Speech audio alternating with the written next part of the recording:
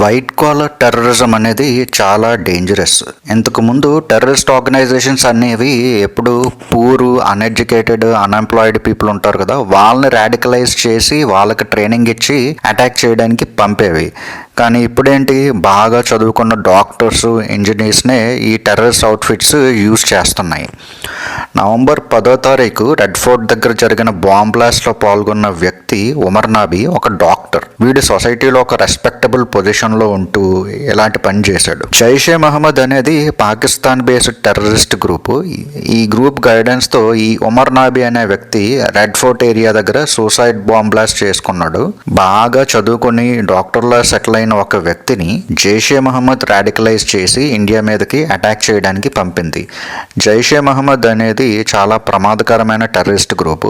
ఇది already December 2001లో Indian parliament మీద అటాక్ చేయించింది. 2016లో Pathankot air base attack, Uri attack, 2019లో పుల్వామా సూసైడ్ బాంబింగ్, ఇవన్నీ ఈ జైషే మహమ్మద్ చేయించినవే. అసలు ఈ వైట్ కాలర్ టెర్రర్ నెట్వర్క్ ఎలా ఫామ్ అయిందో డీటెయిల్డ్గా చూద్దాం. ఇందులో అందరికీ క్లియర్లీ డిఫైన్డ్ రోల్స్ ఉన్నాయన్నమాట. అంతా పక్కా ప్లాన్ ప్రకారం జరిగింది. అసలు ఎవరెవరు ఏం చేయాలి, ఎప్పుడు చేయాలి, ఎలా చేయాలి అని బాగా తెలుసు వీళ్ళందరికీ. సో ఫస్ట్ మనకి అక్టోబర్ 19, 2025లో శ్రీనగర్లోని నౌగామ్ అనే ఏరియాలో జైషే మహమ్మద్ పోస్టర్స్ అనేవి కనిపించేవి. 2019కి ముందు ఇలాంటి పోస్టర్స్ టెర్రరిస్ట్ ఎప్పుడు పెట్టినా పోలీసులు తీసేవారు. కానీ 2019 తర్వాత మన ఇండియన్ ఆర్మీ ఈ టెర్రరిస్ట్ మీద కఠిన చర్యలు తీసుకోవడం వలన ఈ పోస్టర్స్ పెట్టడం లాంటివి తగ్గిపోయాయి. కానీ మళ్ళీ ఈ అక్టోబర్లో టెర్రరిస్ట్ పోస్టర్స్ కనిపించడంతో జమ్మూ అండ్ కాశ్మీర్ పోలీసు అప్రమత్తమయ్యారు. సీసీటీవీ ఫుటేజ్ ద్వారా పోలీసులు 3 యువకులని పట్టుకుని ప్రశ్నిస్తే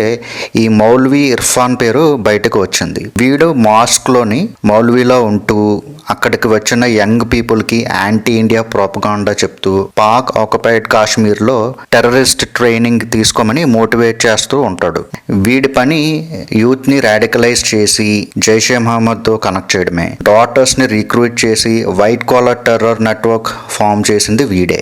ముజామిల్ షకీల్, వీడు ఫరీదాబాద్లో ఆల్ఫలా యూనివర్సిటీలో వీడు డాక్టర్. ఇక్కడ లైక్ మైండెడ్ డాక్టర్స్ని కలిసి వాళ్ళని రిక్రూట్ చేశాడు. ఇక్కడ వీడు ముజాఫర్ అహ్మద్, అదీల్ అహ్మద్ రాదర్, షహీన్ సాయిద్ని రిక్రూట్ చేశాడు. ఈ షహీన్ సాయిద్ అయితే ఇంకా మరీ దారుణం. తనేంటి, తన బ్రదర్ పర్వేజ్ అన్సారీని కూడా ఈ వైట్ కాలర్ టెర్రర్ మాడ్యూల్లోకి యాడ్ చేసుకుంది. అసలు చేసేదే చెత్త పని, మళ్ళీ ఇందులోకి ఫ్యామిలీ మెంబర్స్ని కూడా యాడ్ చేయడం.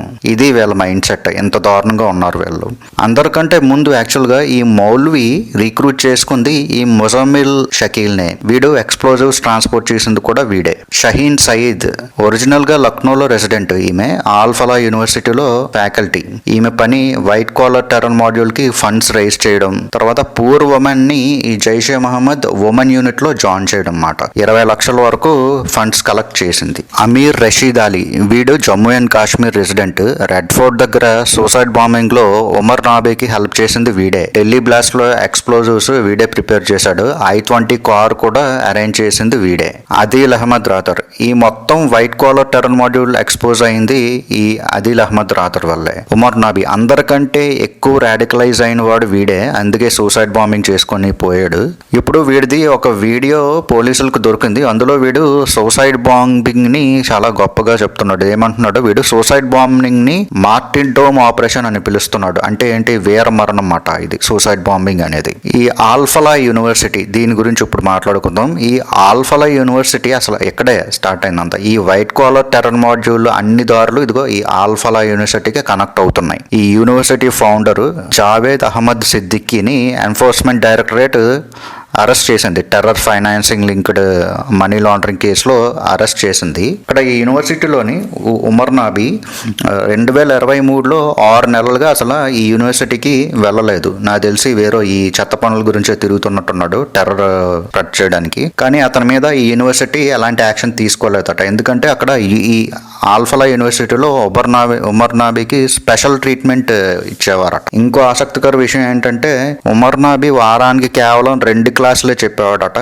అది కూడా ఈవినింగ్, నైట్ టైంలో జస్ట్ 15 to 20 minutes చెప్పేవాడట. అంటే ఏంటంటే వీడు అసలు అక్కడ ఉన్నది ఈ టెర్రర్ పనులు చేయడానికి అన్నట్టు ఉంది. జస్ట్ ఈ డాక్టర్ అనేది ఒక ఫ్రంట్ మాత్రమే అన్నట్టు మనకి అనిపిస్తుంది. ఇప్పుడు ఆల్ఫాలో యూనివర్సిటీలోని ఇన్వెస్టిగేటివ్ టీమ్స్ అన్ని టెంపరీ కమాండ్ సెంటర్స్ పెట్టాయంట. ఇప్పుడు national investigation agency, Delhi police special cell, Uttar Pradesh anti terrorism squad, Faridabad crime branch, Jammu and Kashmir police. ఇప్పుడు ఫుల్ మొత్తం అందరు ఇన్వెస్టిగేషన్ ఏజెన్సీస్ దృష్టి ఆ కాలేజ్ మీద ఉంది. ఆల్రెడీ 200 మంది డాక్టర్స్ ని, స్టాఫ్ ని పోలీసులు ప్రశ్నిస్తున్నారు. ఢిల్లీలో బ్లాస్ట్ తర్వాత యూనివర్సిటీ నుంచి ఎవరెవరు వెళ్లారు, వాళ్ళ పైన పోలీసులు, ఎన్ఐఏ ఇవన్నీ నిఘా పెట్టాయి. అసలు ఈ యూనివర్సిటీకి యూజీసీ రికగ్నిషన్ లేదని ఎన్ఫోర్స్మెంట్ డైరెక్టరేట్ చెప్తుంది. ఈ ఆల్ఫలా యూనివర్సిటీ ఉంది కదా, ఇది యాక్చువల్గా ఇది పార్ట్ ఆఫ్ ఆల్ఫలా గ్రూప్ అట. ఇది ఒక గ్రూప్ అట.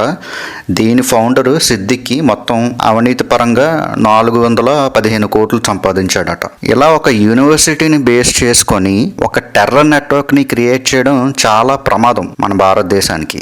ఏ దేశానికైనా ప్రమాదమే.